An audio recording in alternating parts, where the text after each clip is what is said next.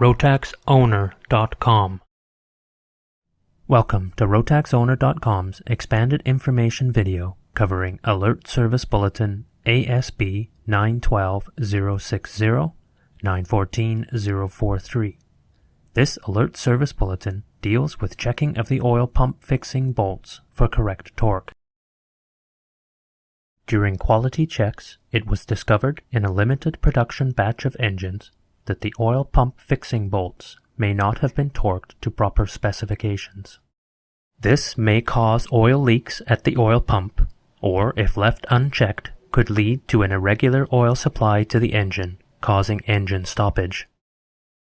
Engines produced before September 2011 are not affected. In any case, the engine serial number should be checked with the bulletin. To check whether your engine is affected, refer to Section 1.1 of the Bulletin for a list of specific engine serial numbers. Serial numbers for certified and non-certified engines are listed separately. Be sure to check the corresponding bulletin for your engine type. Serial numbers for certified engines are listed in Alert Service Bulletin ASB-912-060, 914-043.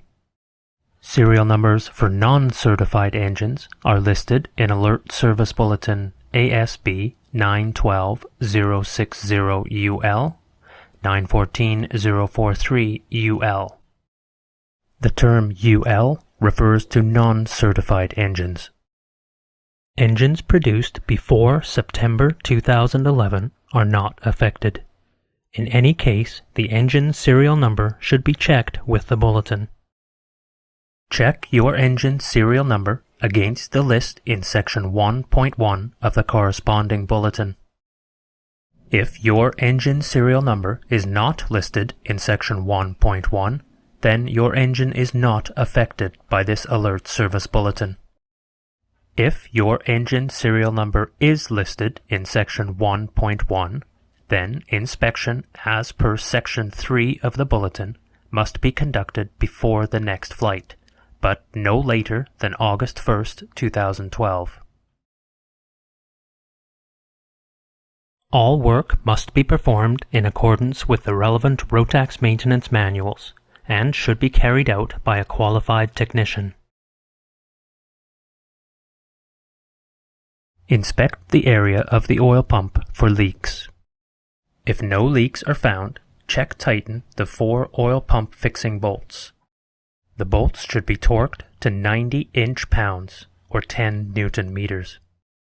If no leaks were found and the oil pump bolts have been checked for proper torque, no further action is required. If, during inspection, oil leaks are found, the oil pump must be removed and the O-rings replaced. A valve train inspection and lubrication system purge must also be performed. The following tasks need only be performed if oil leaks have been found at the oil pump. Instructions for servicing the oil pump assembly can be found in the Rotax 912-914 Heavy Maintenance Manual, Chapter 79, Section 3. Remove the oil pump. Inspect the surfaces of the oil pump assembly for any cracks or wear. Remove all O-rings and replace with new. Make sure the O-rings are properly seated into the oil pump housing. Reinstall the oil pump in accordance with the Heavy Maintenance Manual. Ensure that the O-rings stay in place and that the pump drive shaft aligns with the camshaft. Torque the bolts in a crosswise pattern to 90 inch-pounds or 10 Newton meters. Replace any gasket rings that have been removed with new. After reinstalling the oil pump, the valve train must now be inspected. This is to ensure that no damage was done by possible oil supply disruptions caused by loose oil pump fixing bolts. Instructions for checking the valve train can be found in the 912-914 Heavy Maintenance Manual, Chapter 72, Section 3.11. Remove the top spark plugs from all cylinders. Remove the valve covers and discard the O-rings. Remove the lower cylinder head cap nuts from the exhaust side or outside of each head.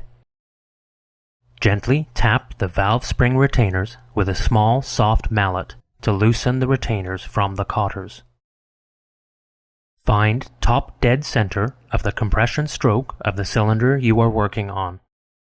This is when the piston is at the top of the cylinder and both valves are closed. Turn the crankshaft backwards to move the piston back by approximately 2 inches.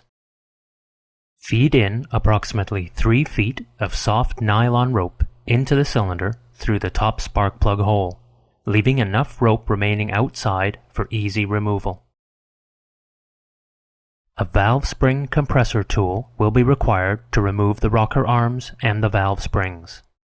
A tool is available from Rotax, part number 877387. Attach the support plate to the cylinder heads. Attach the valve compressor tool to the cylinder head and the support plate.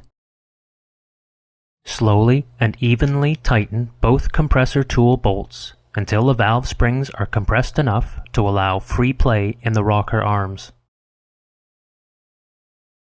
Remove the rocker arm shaft, being careful not to allow the rocker arms to fall.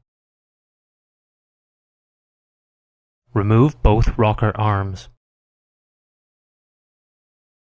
Rotate the crankshaft gently to bring the piston back to top dead center. This will hold the valves in place so they do not drop into the cylinder. Continue tightening both bolts of the compressor tool until the valve springs are compressed enough to allow the valve cotters to be removed.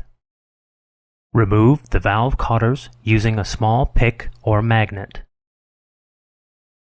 Remove the compressor tool. Remove the valve springs and retainers. Inspect the valve spring washers for wear. Some polishing of the washer where the valve spring is located is normal. Excessive wear is an indication that the engine has been run with irregular oil supply.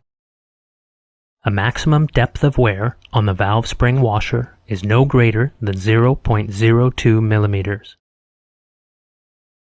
If the valve spring washer wear is less than 0.02 millimeter, the valve train can be reassembled. If the wear on the valve spring washer is greater than 0.02 millimeters, the corresponding washer, valve, cotters, and valve spring retainer must be replaced with new.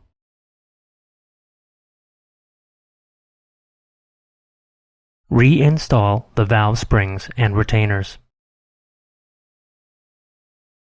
Attach the valve compressor tool to the cylinder head and the support plate. Slowly and evenly tighten both compressor tool bolts until the valve springs are compressed enough to allow the valve cotters to be installed. Remove the rope from the cylinder. With the valve cotters installed, push the valves and cotters into the valve spring retainers. Put the rocker arms in place and push the rocker arm shaft through. Loosen and remove the compressor tool. Replace the lower cylinder head cap nut and pre-torque to 90 inch-pounds. Then continue to rotate the cap nut a further 180 degrees.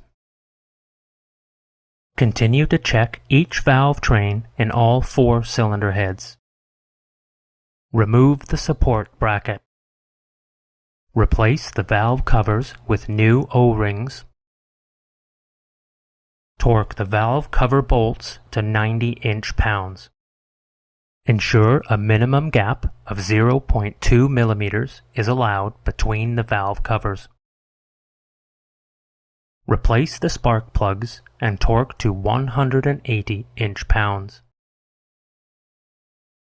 To remove any air that may have entered the oil system, a lubrication system purge must now be performed. See our video covering purging of the lubrication system. Instructions for purging the lubrication system can be found in Service Instruction SI 912-018, 914-020.